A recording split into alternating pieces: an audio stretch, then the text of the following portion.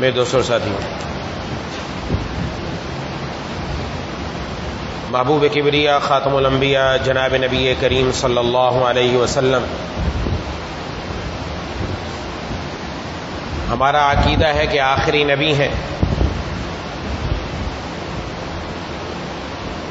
قیامت تک آنے والی انسانیت کے لیے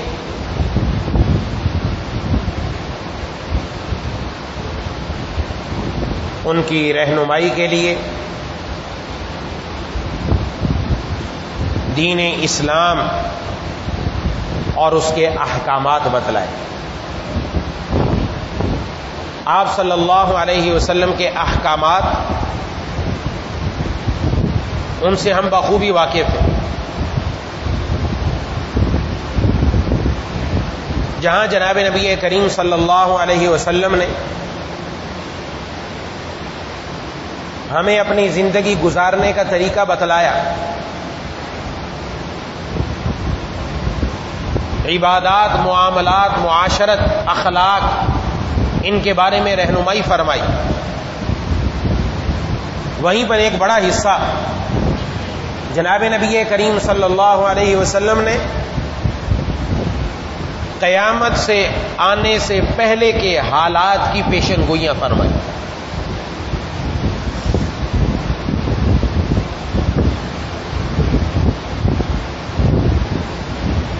اور ان پیشن گوئیوں میں آپ نے امت کے لیے ہدایت بھی ارشاد فرمائی۔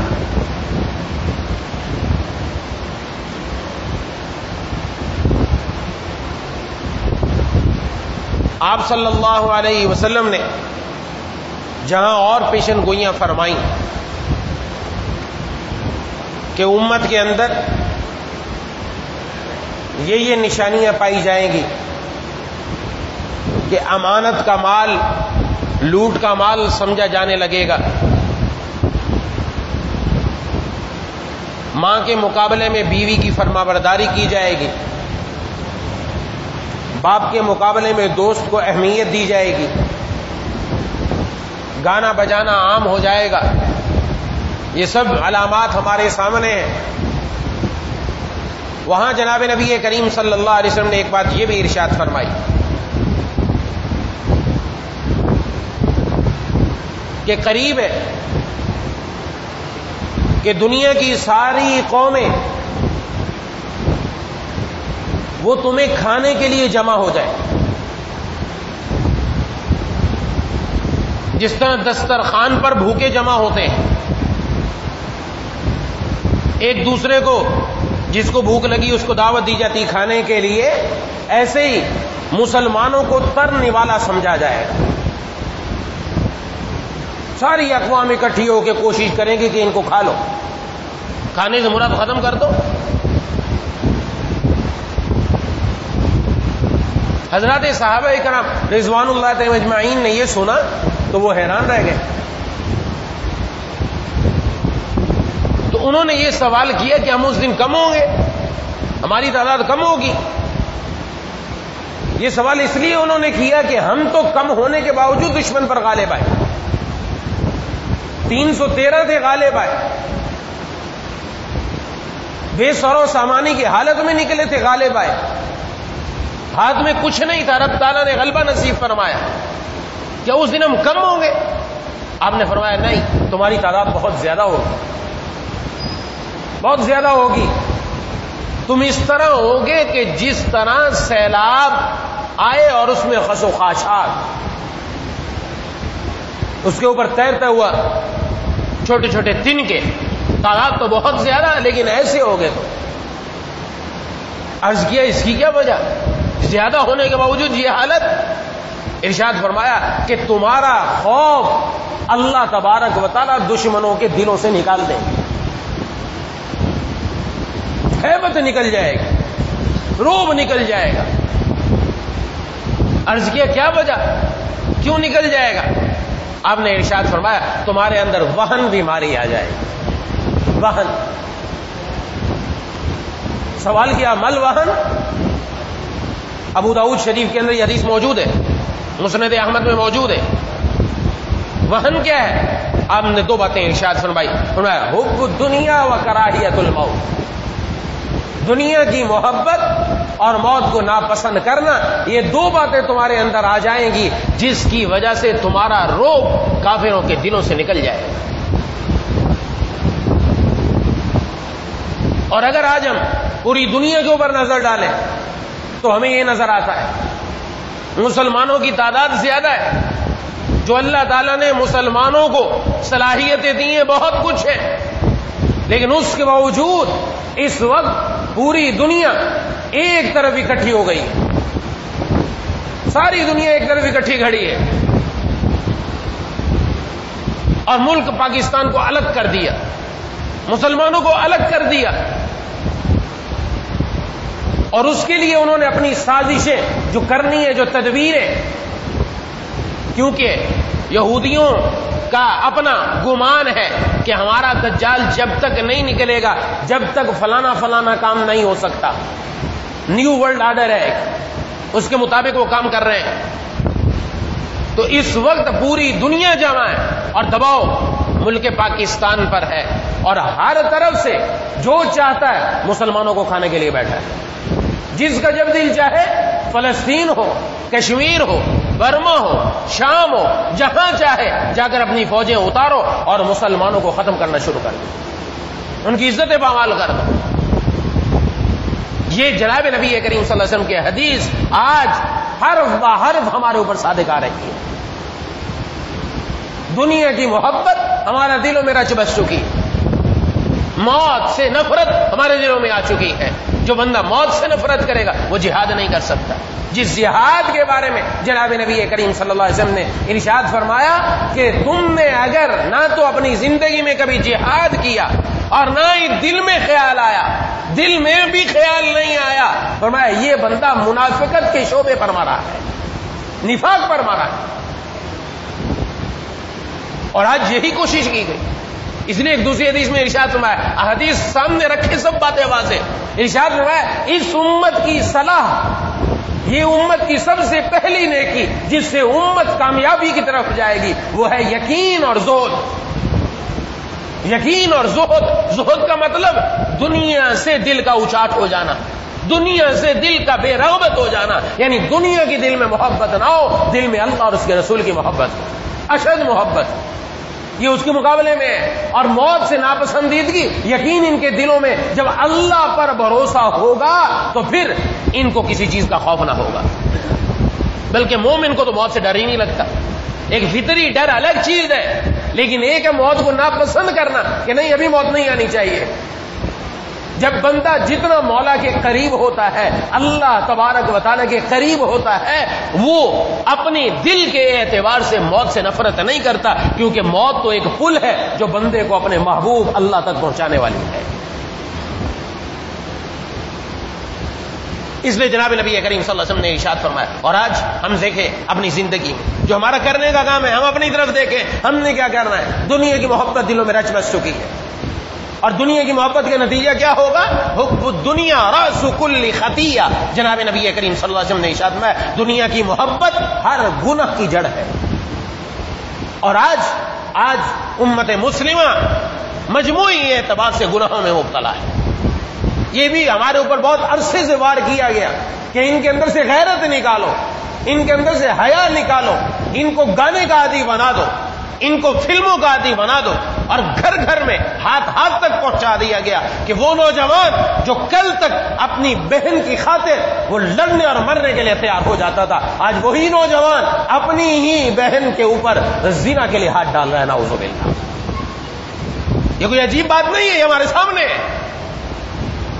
آج گانا سننے کو، اس جیسی اسٹائل بنانے کو، اس جیسا فیشن کرنے کو دنیا کے اندر بہت ترقی کی چیز سمجھا جاتا ہے، جس کے بارے میں جناب نبی کریم صلی اللہ علیہ وسلم نے فرمایا الغناء ينبت النفاق كما ينبت الزرع الماء كما ينبت الماء الزرع۔ گانا دل میں اس طرح نفاق کو پیدا کرتا ہے جس طرح پانی کھیتی کو پیدا کرتا ہے۔ یہ دل میں نفاق کا بیج بو دیا گیا۔ وہ جناب نبی کریم صلی اللہ علیہ وسلم جو اس گانے کو ختم کرنے کے لیے آئے، موسیقی کے آلات کو ختم کرنے کے لیے آئے، اور جس امت کے لیے رو رو کر چلے گئے، آج وہی امت اس گانے کو زندہ کر رہی ہے، نعوذ باللہ۔ حالات کیسے سدھریں گے؟ صرف بات کرنے سے معاملہ نہیں بنتا، ہم اپنے اندر تبدیلی تو لے کر آئے. یہ حب دنیا جب تک نہیں نکلے گی کم نہیں بننے والا. جب بندہ اپنی ناجائز خواہشات کو قربان نہیں کر سکتا تو اپنی گردن کے اللہ کے راستے میں قربان کرے گا. اور پہلے دور کے حضرات کو دیکھیں، یہ آپ کا سندھ کا علاقہ ایسے تھوڑی یہاں اسلام آ گیا. کون آیا تھا یہاں پر؟ کسی کو معلوم نہیں کیا، اور کس عمر میں آیا تھا اور کس لیے آیا تھا. کیا اپنی تاریخ نہیں پڑھ رکھی کہ وہ کس لیے ایک نوجوان وہاں سے آ کر حملہ آور ہوا اور کس کے بچیوں کے کہنے پر اور بچیوں مسلمانوں کی بچیوں کے کہنے پر اس نے حملہ آور ہوا یہاں آ کر؟ کس لیے آیا تھا محمد بن قاسم یہاں پر؟ یہ وہ لوگ تھے کہ جن کی وجہ سے آج میں اور آپ مسلمان ہیں، ورنہ نہ جانے نعوذ باللہ کون کون ہندو کے گھروں میں رہ رہا ہوتا. ہمیں تو ابھی یہ چیز کا اندازہ ہی نہیں ہے. ہمیں فرصت ملے فیس بک سے، یوٹیوب سے، گندی فلموں سے اور دوسری چیزوں سے، تب جا کر ہم پڑھیں نا اپنی تاریخ کے ہمارے پاس ایمان کیسے آیا؟ مفت میں مل گیا؟ حب دنیا یہ انسان کو ہر گناہ کی طرف لے کر چلی جاتی ہے. اور آج سود ہے، رشوت ہے، ڈاکہ ہے، چوری ہے اور اللہ تبارک و تعالیٰ کی ہر نافرمانی، اس کے پیچھے اگر ہے دنیا کی محبت. ہر نوجوان اس کے ہاتھ میں موبائل اور اپنی ساری راتیں برباد کر رہا ہے، اپنی جوانیاں برباد کر رہا ہے، اپنے اوقات برباد کر رہا ہے، اپنی زندگی برباد کر رہا ہے اور وہ ہمارے سامنے ہے. تو موت کو ناپسند نہیں کرے گا تو کیا کرے گا؟ ارے جس کا دل ہی کمزور ہو جائے وہ موت سے ڈرے گا ہی. موت سے کیا ڈرے گا؟ اگر کمرے میں اکیلا بیٹھا نا، کوئی مووی دیکھ رہا ہے، وہ گندی چیز دیکھ رہا ہے، باہر سے اگر بلی بھی چھلانگ لگائے اور اس کے نیچے گرنے سے دھپ کی آواز آتی، فوراً بند کر کے اور جلدی سے اٹھ کے بیٹھ جاتا. کیا ہوا؟ دل ہلنے لگ جاتا ہے، باہر نکل کے بھاگ کے دیکھتا ہے. میں ایسی بات نہیں کر رہا، حقیقت بتا رہا ہوں. باہر دیکھتا کیا ہوا، کون آ گیا. اب بلی کی چھلانگ لگانے سے جس کے خوف کی یہ کیفیت ہے وہ کیا لڑے گا؟ اس لیے آج کافر قومیں ہمارے سروں پر کھڑی کہ ختم کر دو ان کو، اور اس کے لیے وہ اپنی پلاننگ اور منصوبہ بندی کر رہے ہیں. اور ہمارے لیے کیا؟ ہمیں حکم ہے کہ ہم اپنا رشتہ اللہ تبارک و تعالیٰ کے ساتھ جوڑیں. آج بھی اگر امت مسلمہ من حیث امت مسلمہ یہ ساری جمع ہو جائے اور اللہ تبارک و تعالیٰ کے فرما بردار بن جائیں، آپ دنیا کی مادیت کو مت دیکھو، دین مت دیکھو، ساری دنیا جمع ہے، ساری دنیا جمع ہو جائے، لیکن جو بندہ رب تعالیٰ کے لیے اپنے آپ کو قربان کرنے کے لیے تیار ہو جائے، فضائے بدر پیدا کر فرشتے تیری نصرت کو اتر سکتے ہیں گردوں سے قطار اندر قطار اپنی. آج بھی فضائے بدر پیدا کر کے دیکھو تو پھر دیکھو رب تعالیٰ کی طرف سے نصرت آتی ہے کہ نہیں آتی. اور آج بھی اللہ تعالیٰ کی طرف سے نصرت ہے، بشرطے کہ بندہ تیار تو ہو اس کام کے لیے. اپنے اندر وہ جذبہ پیدا کرو، اپنے اندر وہ چیز بیدار کرو جو جذبہ جہاد جس کو ہم چھوڑ چکے ہیں، وہ چیز اپنے اندر پیدا کرنی چاہیے. اور ہر مسلمان کے دل میں یہ ہو جناب نبی کریم صلی اللہ علیہ وسلم کی حدیث کی وجہ سے کہ کوئی آدمی اس نے جہاد بھی نہیں کیا اور دل میں جہاد کا دل میں ارادہ تک نہیں ہوا، منافقت کے شعبے پر مرا. اس سے بچنے کے لیے ہم میں سے ہر آدمی کو ارادہ کرنا ہے. انشاءاللہ جب بھی اسلام کو اور مسلمان کو ضرورت پڑے گی ہم اپنا خون پیش کریں گے انشاءاللہ. نہ صرف اپنی نسلوں کا خون بھی دیں گے اس کے لیے. اس لیے کہ ہمارے آباء و اجداد کی تاریخ یہ ہے.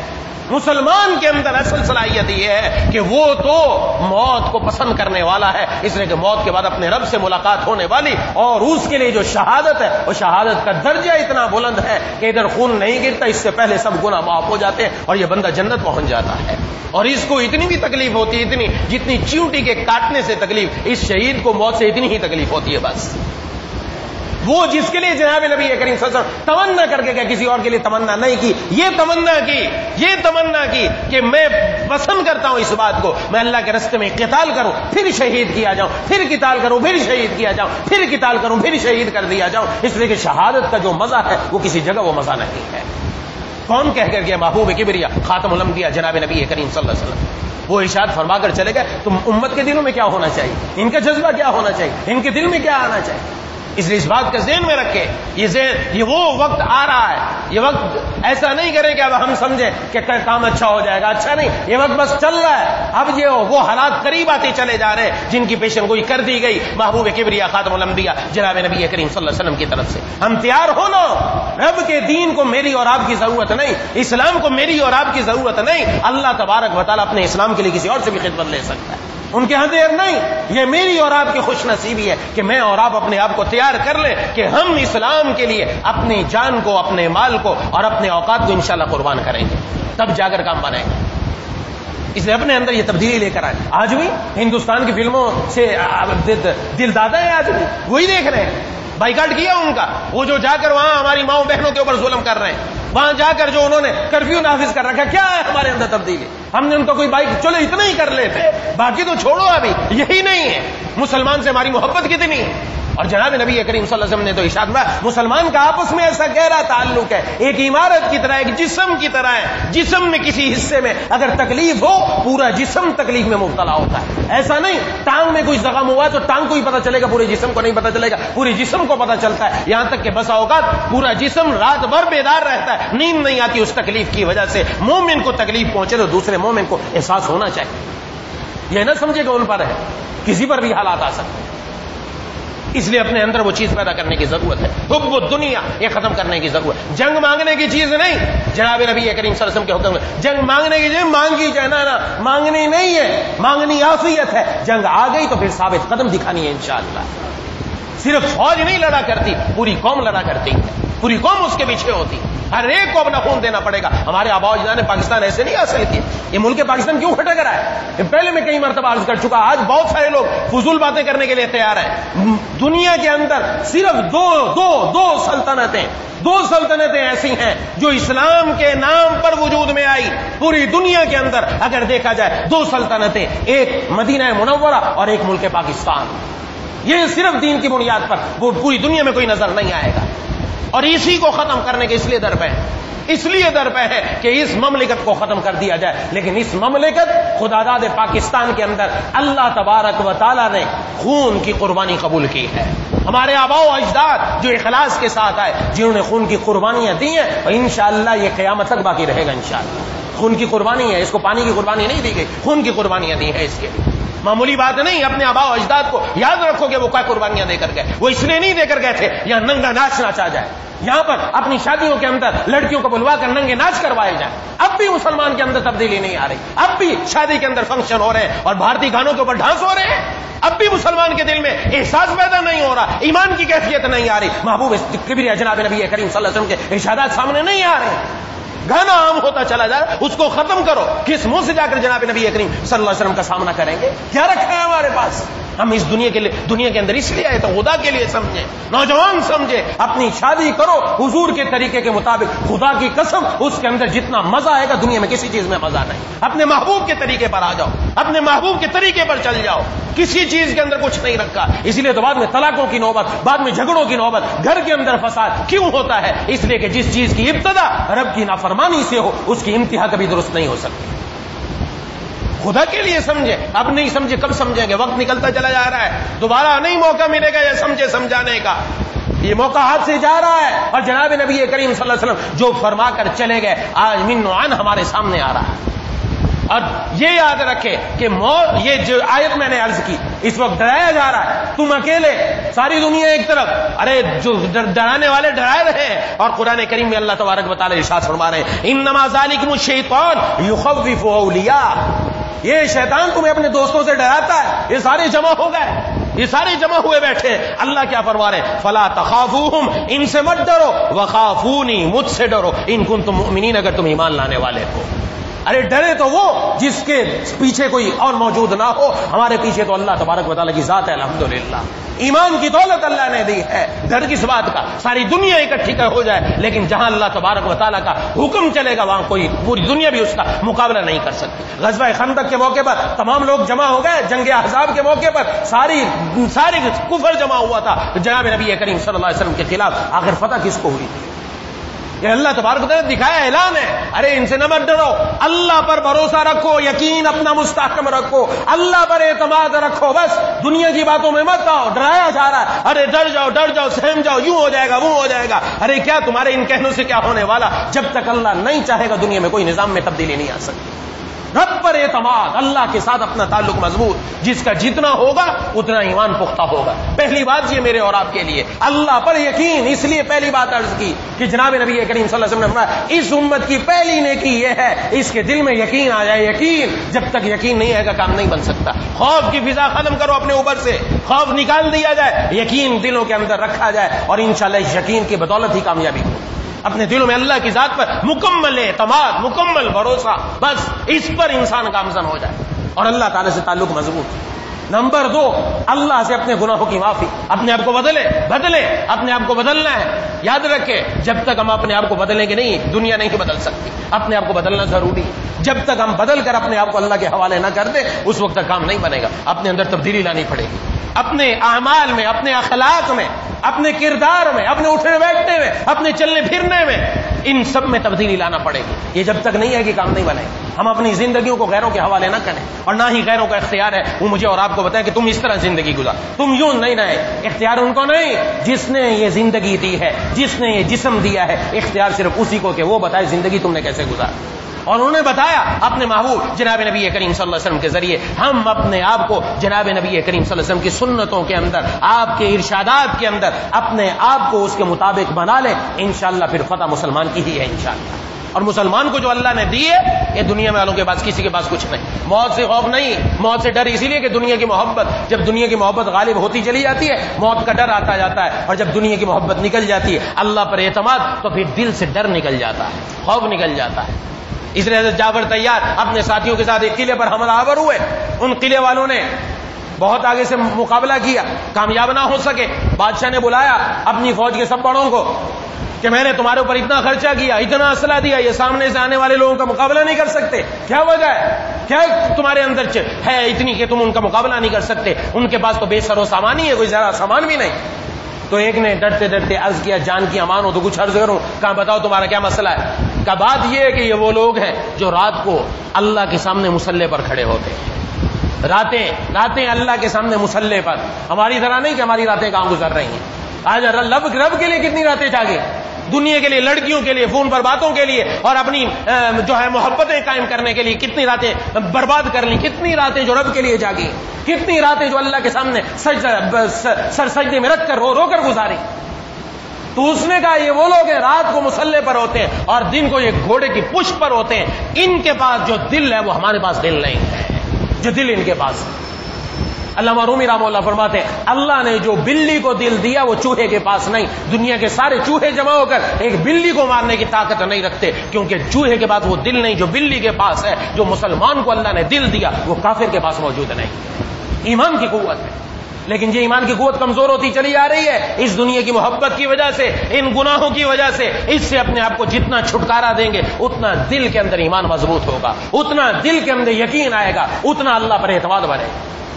اس لیے دعا کا اہتمام، خصوصاً دوسرا کام ہم یہ کریں اپنے لیے اور سب کے لیے، سب مسلمانوں کے لیے دعاؤں کا خوب اہتمام، استغفار کا اہتمام، چلتے پھرتے استغفار، اللہ تبارک و تعالیٰ سے معافی مانگیں۔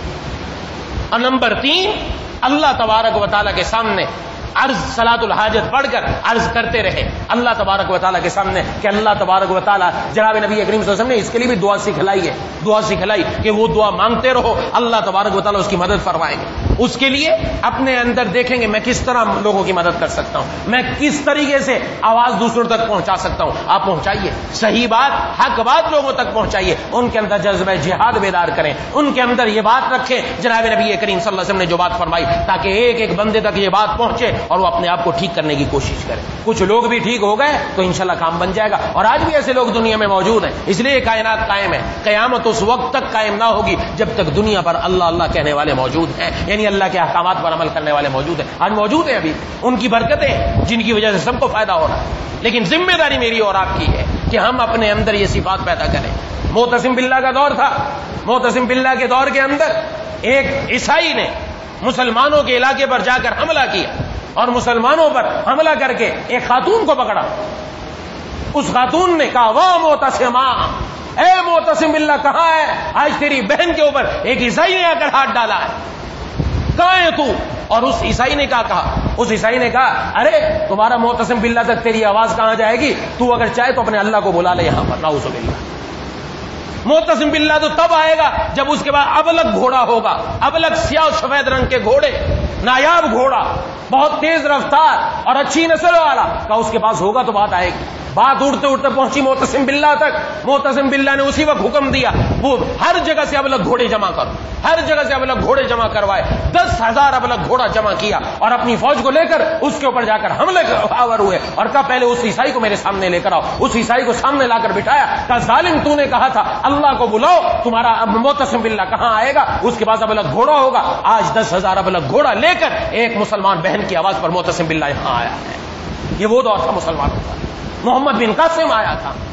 اپنے اندر غزنوی پیدا کرو, اپنے اندر خالد پیدا کرو, اپنے اندر وہ لوگ پیدا کرو جن کے اندر یہ چیزیں موجود ہوں. یہ تبھی ہوگی جب ہماری تربیت غیروں کے ہاتھوں میں نہیں, موبائل کے ہاتھوں میں نہیں, یوٹیوب پر نہیں, فیس بک پر نہیں, گیموں کے ذریعے نہیں, گھر میں ماں باپ کے ذریعے سے تربیت ہوگی. ان کے دلوں میں ایمان, ان کے دلوں میں صحابہ کی محبت, ان کے دلوں میں اللہ اور اس کے رسول کی محبت, ان کے دلوں میں ایمان کی محبت, دین کی محبت جب بٹھائی جائے گی تو انشاءاللہ یہ وہ لوگ ہوں گے, یہی وہ لوگ ہوں گے جو گھروں سے نکلیں گے جن کے دلوں میں اللہ تبارک و تعالیٰ کا خوف اور یقین مستحکم ہوگا. اور پھر جب فضائے بدر پیدا ہوگی تو ضرور اللہ کی نصرت بھی اترے گی انشاءاللہ. اپنے اندر یہ صفت پیدا کرنی چاہیے, اپنے اندر یہ جذبہ پیدا کرنا چاہیے اور مانگتے رہنا چاہیے کہ دل میں اگر دنیا کی محبت زیادہ ہے یا اللہ اس کو اعتدال میں کر دیجیے. اپنی محبت اور اپنے محبوب جناب نبی کریم صلی اللہ علیہ وسلم کی محبت کو ہمارے دلوں پر لے آئی. اور جناب نبی کریم صلی اللہ علیہ وسلم نے یہ مانگا ہے. آج ہمیں سب سے بڑا ہمارا مقصد کیا ہو چکا ہے؟ دنیا دنیا دنیا.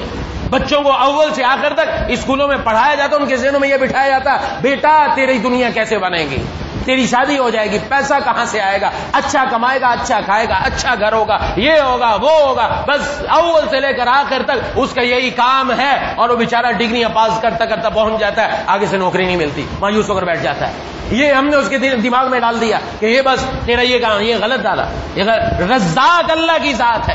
پہلے والے لوگ, ہماری پہلی نسلیں, ہمارے والدین, دادا, نانا, پیچھے جا کر دیکھو انہوں نے اپنی اولاد کی تربیت کیسی کی تھی. کیا وہ بھوکے دنیا سے گئے تھے؟ کیا ان کے گھروں میں اچھا کھانا نہیں پکتا تھا؟ کیا وہ اچھا کھاتے پیتے نہیں تھے, اچھا نہیں پہنتے تھے؟ ان کی زندگی ہم سے اچھی گزری. آج ہمارے پاس وسائل ہے, سب کچھ ہے, لیکن ذہنی طور پر ہم غلام بن چکے ہیں. ذہنی طور پر اگر غلام بننا ہے تو صرف اور صرف جناب نبی کریم صلی اللہ علیہ وسلم کا غلام بن. آپ صلی اللہ علیہ وسلم کی سچی غلامی جس کے دل میں آ جائے گی کام بن جائے گا. دنیا ساری آج ایک طرف ہے, لیکن مسلمان کا وتیرہ یہ ہونا چاہیے ساری دنیا کوئی کسی فیشن والے کو فنکار کی پیروکاری کرے, کوئی کسی اداکار کی پیروکاری کرے, کوئی کسی گلوکار کے پیچھے چلے, لیکن مومن چلے تو وہ سرکار کی سنت کے مطابق چلے, جناب نبی کریم صلی اللہ علیہ وسلم کی سنت کو تھامے, اپنی زندگی کے اندر ایمان لے کر. یہ مضبوطی ہوگی انشاءاللہ. سنتوں پر عمل کریں, اپنے اندر جناب نبی کریم صلی اللہ علیہ وسلم نے جو احکامات دیے وہ لے کر آئیں گے, ضرور انشاءاللہ کامیابی.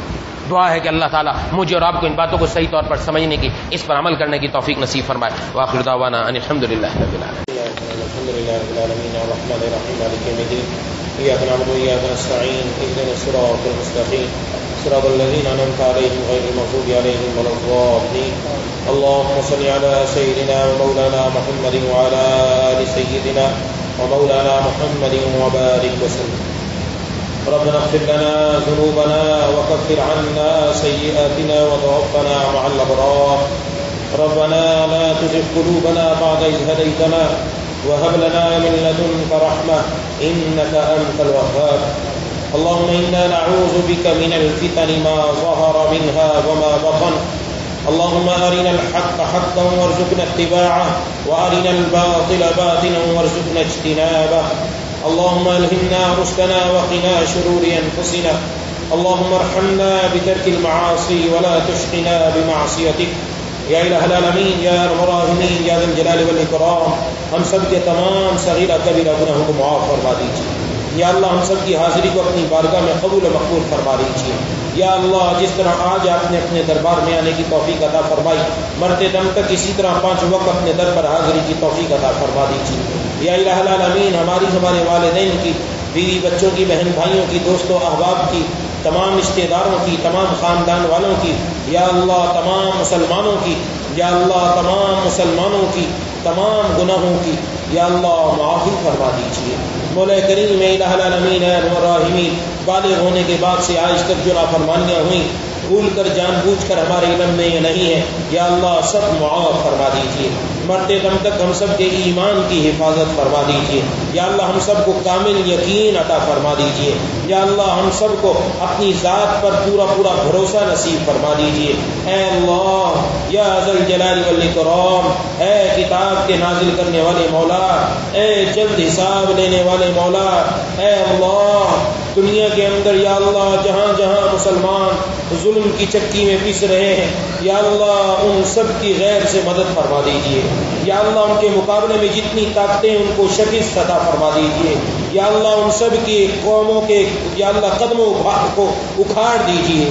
مولا کریم الہ العالمین ارحم الراحمین، پورے کفر ایک پلیٹ فارم پر جمع ہو رہا ہے، یا ذل جلال والاکرام، یا اللہ ملک پاکستان کی عوام اور افواج کو یا اللہ ایک اور نیک بنا دیجیے، یا اللہ ملک پاکستان کی افواج کو، مجاہدین افواج پاکستان کو، افواج پاکستان کی مدد فرما دیجیے، یا اللہ یا ذل جلال والاکرام، یا ارحم الراحمین دشمنوں کی تمام تدبیروں کو یا اللہ فیل کر دیجیے، مولا کریم اسلام کا بول بالا فرما دیجیے، کفر کا منہ کالا فرما دیجیے، اسلام کا جھنڈا بلند فرما دیجیے۔ رب الہ العالمین ہمارے ایمان کی، ہمارے نسلوں کی، ہماری قیامت تک آنے والے نسلوں کی ایمان کی حفاظت فرما دیجیے، دجال کے فتنے سے ہم سب کی حفاظت فرما دیجیے۔ مولا کریم الہ العالمین ارحم الراحمین ہم کمزور ہیں، یا ذل جلال والاکرام ہمارے ارادے کمزور ہیں، یا اللہ یا ذل جلال والاکرام ہم ہی قصوروار ہیں، ہم ہی خطا کار ہیں، اے رب اے الہ العالمین آپ ہی کا یہ در ہے، یا ذل جلال والاکرام ہمارے ہاتھ آپ کے سامنے اٹھے ہوئے، گردنیں جھکی ہوئی ہیں، دلوں میں ندامت ہے، اے اللہ ہم آخرت کے عذاب کو نہیں سہ سکتے، قبر کی ہولناکیوں کو برداشت نہیں کر سکتے، مولا کریم یا ذل جلال والاکرام ہم سچی توبہ کرتے ہیں، یا اللہ ہمیں اپنی توبہ پر قائم رہنے کی توفیق عطا فرما دیجیے۔ جتنا مشرق اور مغرب کے درمیان دوری ہے، ہمارے اور گناہوں کے درمیان دوری پیدا فرما دے، ہماری جلوت اور خلوت ایک کر دیجیے، یا اللہ چھپ چھپ کر گناہوں سے بھی بچنے کی توفیق عطا فرما دے، یا اللہ اپنی تنہائیاں بھی پاک کرنے کی توفیق عطا فرما دے، یا اللہ ہمارے دلوں میں، ہماری آنکھوں میں، ہماری زبان میں، ہمارے کانوں میں، ہمارے پٹھوں میں، ہمارے گوشت میں، یا اللہ ہماری ہڈیوں میں، ہمارے پورے جسم میں نور پیدا فرما دے، جیسا آپ چاہتے ہیں ویسا بنا دے، یا اللہ جتنے بھی حاضرین مجھ سمیت موجود، یا اللہ جتنے بھی دلوں میں جائز حاجتیں ہیں یا اللہ سب پوری فرما دیجیے۔ ہم میں سے جو بیمار ہے، گھروں میں جو بیمار ہے، دوستوں عوام میں جو بیمار ہے، جنہوں نے اپنے بیماروں کے لیے دعا کے لیے کہا ہے، یہ کہنا چاہتے تو نہیں کہہ سکے، امید رکھتے ہیں پیغام پہنچایا نہ پہنچ سکا، سب کو شفائے کاملہ عاجلہ مستمر عطا فرما دیجیے۔ ایک ساتھی نے اپنی والدہ کے لیے دعا کے لیے کہا، اسپتال میں داخل ہے، یا اللہ ان کو شفائے کاملہ عاجلہ مستمر عطا فرما دیجیے۔ عارف بھائی کے لیے بھی دعا کے لیے کہا، آپریشن ہے، یا اللہ ان کا آپریشن بھی کامیاب فرما دیجیے۔ اور بھی ایک ساتھی نے اپنے والدین کے لیے دعا کے لیے کہا، یا اللہ ان کے والدین کو مکمل صحت نصیب فرما دیجیے۔ اے الہ العالمین اے ارحم الراحمین ہم سب کی کمزوری کو قوت میں تبدیل فرما دیجیے، یا اللہ ہمارے دلوں کی کمزوری کو قوت میں تبدیل فرما دیجیے، یا اللہ ہماری بیماریوں کو صحت میں تبدیل فرما دیجیے۔ مولا کریم زیادہ سے زیادہ شکر کے مواقع نصیب فرما دے، شکر کے مواقع زیادہ نصیب فرما دے، یا اللہ معاشی طور پر پوری دنیا کے تمام مسلمانوں کو مستحکم فرما دے، خاص طور پر ملک پاکستان میں یا اللہ معاشی طور پر تمام مسلمانوں کو مستحکم فرما دے، تمام اخراجات صبح شام کے یا اللہ ماہانہ سالانہ یومیہ خرچے بآسانی پورے فرما دیجیے، کسی کے سامنے ہاتھ نہ پھیلانا پڑے، یا اللہ قرض لینے کی نوبت نہ آئے، ہم میں سے جو مقروض ہے اس کو قرضوں سے رہائی نصیب فرما دیجیے۔ مولا کریم یا ذل جلال والاکرام رزاق آپ کی ذات ہے، یا اللہ رزق کے دروازے ہم سب پر کھول دیجیے، ہم سب کے رزق میں خوب برکتیں عطا فرما دیجیے، یا الہ العالمین کسی کو محروم نہ فرمائیے، کسی کو محروم نہ فرمائیے۔ آپ کے حبیب جناب نبی کریم صلی اللہ علیہ وسلم نے جو احکامات ارشاد فرمائے اس پر عمل کرنے والا بنا دیجیے، حضور کی سیرت اور سنت کے سانچے میں ڈھلنے والا بنا دیجیے، یا اللہ سلامتی اعضاء سلامتی ایمان کے ساتھ زندہ رکھیے، سلامتی اعضاء سلامتی ایمان کے ساتھ دنیا سے اٹھائیے گا، رقیق القلب رحیم المزاج بنا دیجیے، قلب سلیم فہم سلیم عقل سلیم عطا فرما دیجیے، عقل سلیم پر فضل عظیم عطا فرما دیجیے، حاسدین کے حسد سے بچا لیجیے، شریروں کے شر سے بچا لیجیے، نظر بد سے ہم سب کی حفاظت فرما، ہم پر جو بھی مسئلہ ہے یا اللہ سب دور فرما کر سب مسلمانوں کو مکمل صحت یاب فرما دیجیے، اور اپنی صحت کو اپنی عبادت میں لگانے کی توفیق نصیب فرما دیجیے یا الہ العالمین یا ذی الجلال والاکرام. ہماری اولادوں کو ہماری آنکھوں کا یا اللہ تارا اور اپنا پیارا بنا لیجیے اور ہمیں اپنے والدین کی آنکھوں کا تارا بنا دیجیے. ہمارے والدین کے ہر بیماری تکلیف پریشانی دور فرما, انہیں دنیا میں بھی خوشیاں عطا فرما, دنیا سے جانے کے بعد بھی جنت الفردوس میں جگہ عطا فرما یا الہ العالمین. جتنے بھی حاضرین مجھ سمیت موجود ہیں جو نہیں آ سکے, سب کے دلوں میں جتنی جائز تمنائیں ہیں ساری پوری فرما دیجیے. ہر خیر ہر مسلمان مرد ہر مسلمان عورت کو عطا فرما, ہر شر سے ہر مسلمان مرد ہر مسلمان عورت کی حفاظت فرما. اللهم كل خير لكل مسلم ومسلمة. اللهم ارحم أمة محمد صلى الله عليه وسلم. ربنا تقبل منا إنك أنت السميع العليم وتب علينا إنك أنت التواب الرحيم. صلى الله تعالى على خير خلقه محمد وعلى آله وصحبه أجمعين.